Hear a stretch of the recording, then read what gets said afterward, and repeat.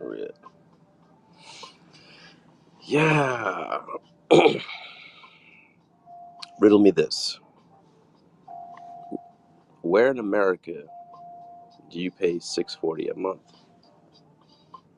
and live by yourself? You know, it's a real good question. Which makes why you had to reschedule your lives so many times. Makes sense. You know, as I said before, until you have an address, that's when you address me. You know, yeah. But this whole thing is about getting over, right, and just moving on with your life. If you've truly moved on with your life, then there's no need, to basically be moving like a hoe. You know, there's no need to be, throwing little subs. You know what I'm saying? I mean, all the shit that you're doing and they're doing is getting my attention, because I'm still in your mind. I still have real estate in your head, you know. Always on your mind. SWV type shit, right? Yeah, real men don't live under other people's roofs, especially when they're, pushing 40. You know, real men don't date Geritol women. Real men don't look for other men to support them. Real men know how to basically create their own way. Real men don't dick ride.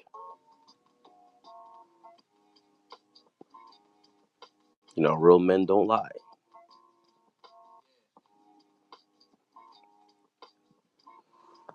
That part. Real men can actually take constructive criticism. You know, again, this is all from me telling you to step your game up, and then you go into this little tailspin, and then you want to get back in because someone gave you an olive branch. I didn't give you one. And that's what you were really mad about, because I didn't give you the olive branch, and you're bitter. It's like the rest of them are bitter. You know, you're dick eating a dick eater, pretty much. They both are essentially lost. All you motherfuckers.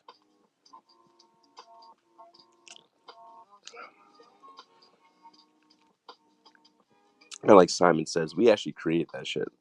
I think this is where y'all got your little shit from, because I actually reposted someone's video. He's like, "Oh yeah, that's it. That's gotta be him." You know, gotta make sure things stick. Just like the shit that I'm saying about you, just like the shit I've said about them, it sticks because you know why? You guys are still offended to this day. This is how I know you motherfuckers ain't really making no money in your life, ain't hitting on shit.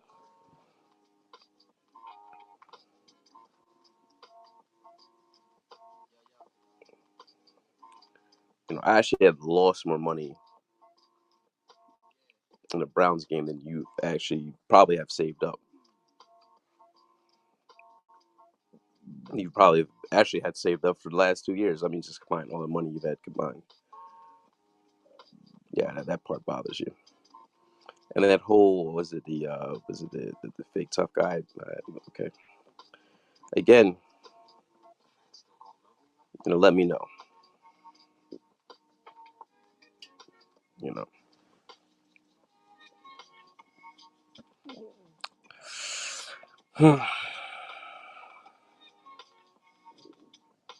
that's all cap.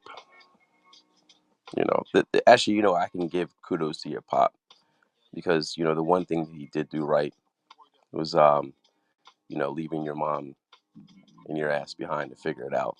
And y'all never did. you know, you're just as confused, just as needy, just as codependent, just as insecure, just as unsure, just as slithery, just as slimy. You know,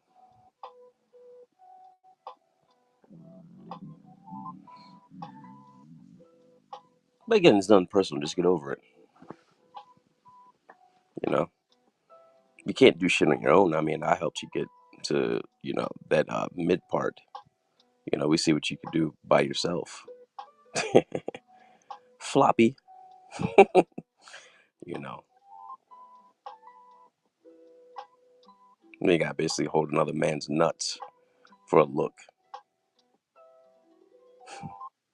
You're pathetic, which explains why when you stole money from the one bitch and you owe another bitch.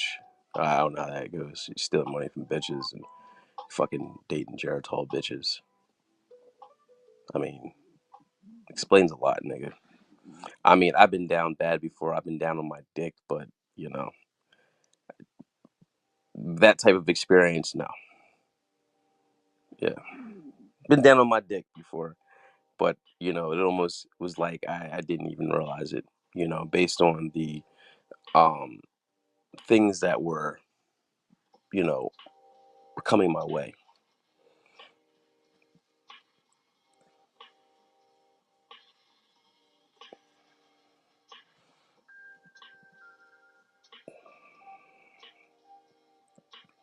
I mean, you got to look for something, right? And I guess when you don't find anything, right? When um like when they don't have an answer for you, right? When they don't have nothing on you, and they got something against you, you know.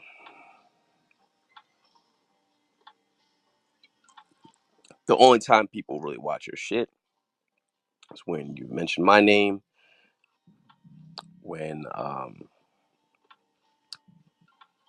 I was a featured guest, and when you've thrown subs indirectly but directly at me. That's when you basically got your attention. Other than that, you're boring. No one really watches your shit. Maybe we want to write a book about. It's like, where's Waldo? No, where's your dad? I got a little song for you. Hey, little lad, where's your daddy? I don't know. I don't know. Hey, little lad, who's your daddy? I don't know. I don't know. Fucking clown, man. That's kind of weird when you can't really get over shit. Like when someone cuts you off, you know, it's life.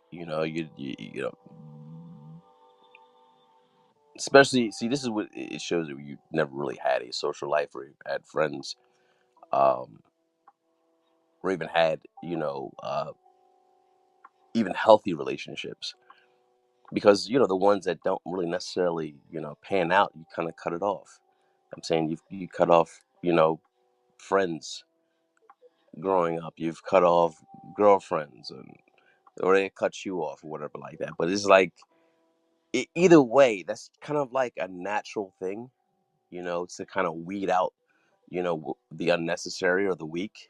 And you just don't, you know, take it, personally. It's just part of life. It's life's process, and just by you still, being bothered by that, you know, and making all these heartbreak hotel videos and shit, right? If anything, you were parasitical, and you're still parasitical. You can't call someone that's independent parasitical, that can actually do shit on his own, that can actually make his own money, that doesn't have to crumb off of his relatives, um, that can actually come up with his own content and doesn't dick ride other people for looks.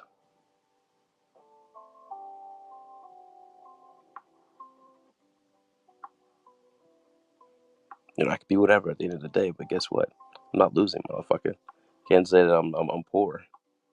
Can't say that I'm paying $640 a month. I mean, I pay $640 a month on weed. Probably more than that. Half the time, I don't even smoke. I don't even smoke most of the shit. I'm giving it away half the time. It's beautiful. Wheels on the bus go round and round, round and round, round and round. Especially if you're in between employment. you know, I know you feel like a hoe right now, just from what you did. You know, you don't really stand on anything. You don't stand for nothing. You've always been a yes man. You know, emotional, sensitive ass bitch. It's about what a real man does, or what a real man doesn't. A real man has his own identity, right?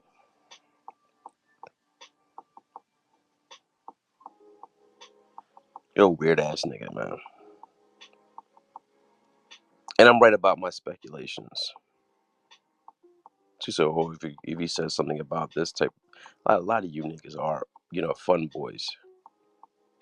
You know, I seen your weird ass one time when we had that Zoom shit set up, and people, see your face. You kind of looked at me kind of weird. I did that was not cool.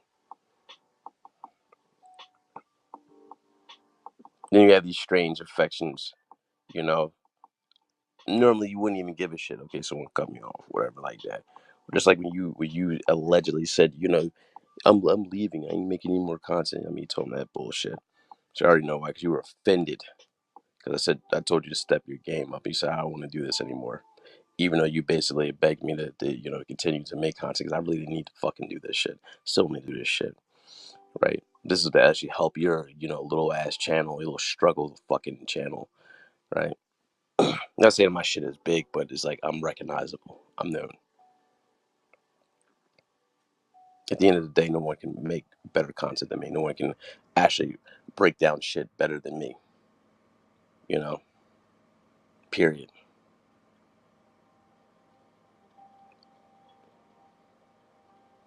But I don't even give a fuck about this. I'm better at life than you niggas. You know what I'm saying? That's where that's my, claim to fame. If anything, I'm better at life than you niggas. I mean, you can have all the equipment. See, you could do all that fake shit. That's what majority of these motherfuckers on here.